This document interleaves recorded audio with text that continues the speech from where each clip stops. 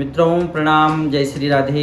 आज हम कुंभ राशि का मासिक राशिफल अक्टूबर के महीने का इसमें चर्चा करेंगे आपकी लगन से और आपकी राशि से, यानी कुंभ लगन और कुंभ राशि। जैसे कि आपकी राशि में शनि की साढ़े साती चल रही है और शनि आपके लगन में यानी आपकी राशि में विचरण कर रहे हैं। वर्तमान समय में शनि जो है वक्री अवस्था में है। लगन में शनि का संचार चल रहा है और सप्तम में शुक्र है। शुक्र की दृष्टि आपके लगन में है। ऐसी स्थिति में कहीं ना कहीं किसी दोस्त, रिश्तेदार या आपकी सगे संबंधियों के द्वारा कहीं ना कहीं आपको बदनाम या दुष्प्रचार करने का प्रयास करेंगे। ऐसी स्थिति में आपके कार्यों में भी थोड़ा सा धीमापन रह सकता है। इसके लिए आपको हनुमंत उपासना आपके लिए बहुत अच्छी और उत्तम मानी जाएगी। अगर हम आपकी धनेश की बात करते हैं, धनेश जो है बृहस्पति और बृहस्पति आपके पराक्रम स्थान में है। यहाँ पे सूर्य और बुध की भी दृष्टि रहेगी। सूर्य 18 अक्टूबर तक आपकी धन भाव को देखेंगे।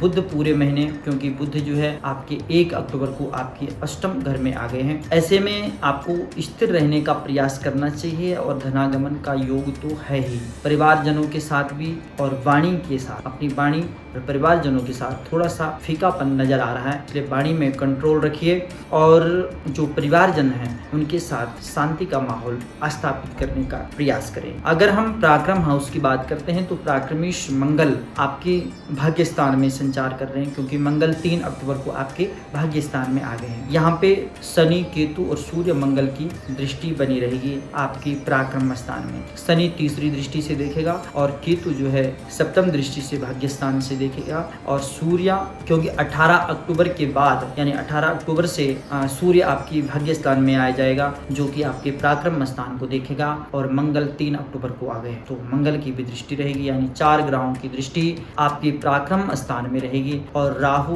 गुरु का योग आपकी पराक्रम स्थान में बैठ गया। ऐसे में यात्रा का निरंतर योग बना हुआ है। इस यात्राओं से आपको इस महीने अच्छा खासा बेनिफिट होने वाला है। वैसे तो ये 18 महीनों से ये चीजें चल रही है, यानी भाग दौड़ की जो स्थिति है वो बरकरार थी, लेकिन कोई लंबी यात्रा का योग बन सकता है। और यहाँ पे जाते जाते राहु चाहे गुरु आकस्मिक रूप से आपको लाभ या इन यात्राओं का फल आपको मिल सकता है। अगर हम आपकी चतुर्थ स्थान की बात करते हैं, सुख भाव की बात करते हैं, तो यहाँ पे जो सुकेश है वह शुक्र है और शुक्र सप्तम स्थान में बैठ गया है। ऐसी स्थिति में मंगल की भी यहाँ पे दृष्टि रहेगी। मंगल भी अष्टम दृष्टि से आपके सुख भाव को देखेंगे। यहाँ पे कन्फर्ट जोन की स्थिति है, यानी सुख का भरपूर लाभ आप ले सकते हैं। और जिन युवक या युवतियों की शादियां नहीं हो रखी है तो उसके लिए यह महीना अच्छा माना जाएगा। उनके लिए कोई भी रिश्ता आ सकता है, उनकी बात पक्की हो सकती है, या कोई रिलेशन में है उनके लिए भी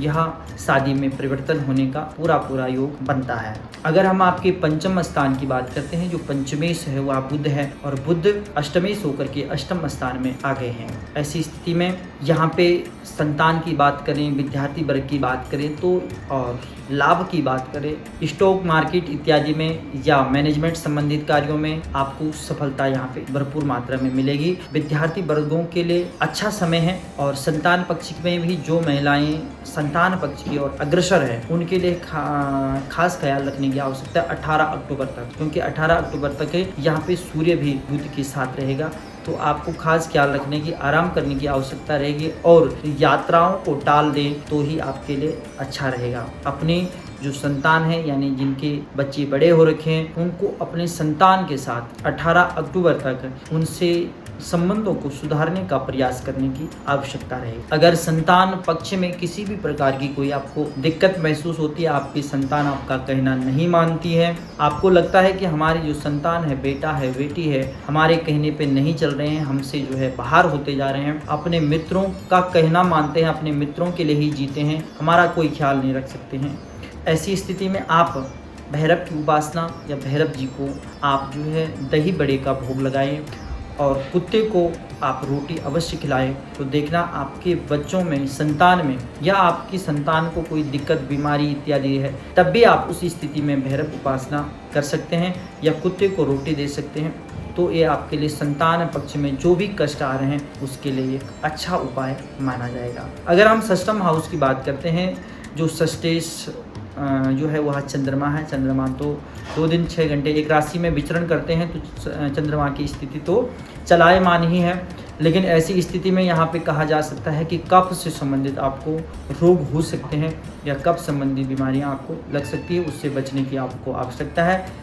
छाती में, सीने में आपको कोई दर्द सा बना रह सकता है, जो कि कफ के कारण या सर्दी जुखाम इसके कारण से यह रह सकती है दिक्कत इस महीने। अगर हम सप्तम हाउस की बात करते हैं तो सप्तमेश सूर्य आपके अष्टम स्थान में 18 अक्टूबर तक रहेंगे और ऐसे में शनि की लगन से दृष्टि रहेगी। शुक्र जो है सप्तम स्थान में विराजमान हो रखे हैं।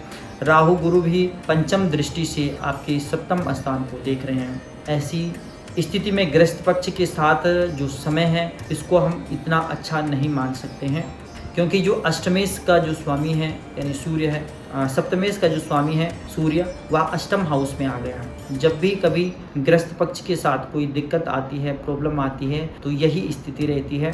तो गृहस्थ पक्ष के लिए यह समय हम उतना अच्छा खासा नहीं मान सकते हैं। आपको यह महीना प्रेम से कुछ चीज़ें इग्नोर करके सेलेक्ट करनी चाहिए। और अगर हम बिजनेस के क्षेत्र में देखें या व्यापार के क्षेत्र में देखें, तो बिजनेस पार्टनर के साथ में देखें तो वहाँ पे यह समय आपके लिए अच्छा साबित होगा।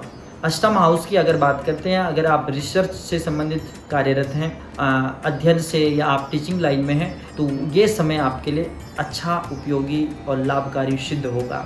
अगर हम आपके नवम स्थान भाग्य स्थान की ओर चलते हैं, तो जो भाग्येश है वह शुक्र है और शुक्र आपकी पंचम हाउस में बैठे हुए हैं। राहु गुरु की भी दृष्टि यहाँ पे बनी रहेगी और आपकी भाग्य स्थान में केतु, सूर्य और मंगल का योग बना हुआ है। भाई से, भाभी से और पिता से अपने संबंधों को सुधार करिए, तो ही आपके भाग्य जागृत होगा। खास करके इस महीने आपको यह ख्याल रखने की आवश्यकता है।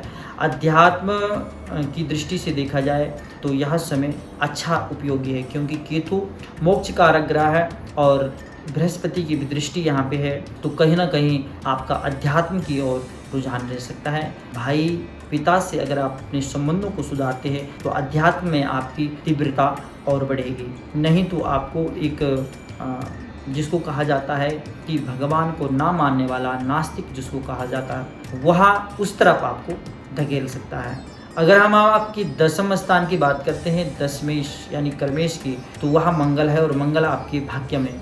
तो ऐसे में कहा जा सकता है कि भाग्य और कर्म का एक बड़ा संयोग बन रखा है, जो एक महान योग मान सकते हैं इसको। अगर आप IT फील्ड में हैं, उससे जुड़े हुए हैं, तो या टेक्निकल या आप इलेक्ट्रॉनिक्स से संबंधित कोई कार्य करते हैं, या आप दवाइयों से संबंधित कोई कार्य करते हैं, तो उसके लिए आपको यह समय, यह महीना बहुत अच्छा बेनिफिट देने वाला है। लाभ स्थान की बात करते हैं तो लाभेश जो बृहस्पति है आपके पराक्रम स्थान में बैठ रखे हैं और लाभ से आपको पूरा योग यहाँ पे बना हुआ है और अच्छा खासा लाभ आपको मिल सकता है बृहस्पति के द्वारा।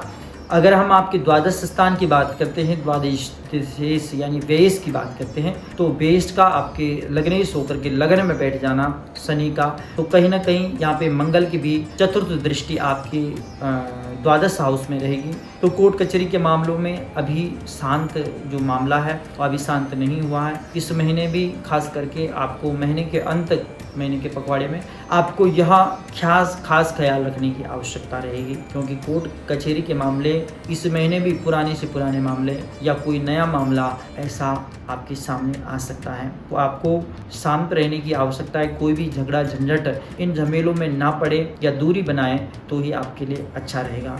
हनुमंत उपासना आपके लिए बहुत उपयोगी सार्थक रहेगी। हनुमान जी की जितनी भी आप उपासना कर सकते हैं तो आपको या शनि की सड़ी साथी का भी जो प्रभाव है वह भी कम कर सकते हैं।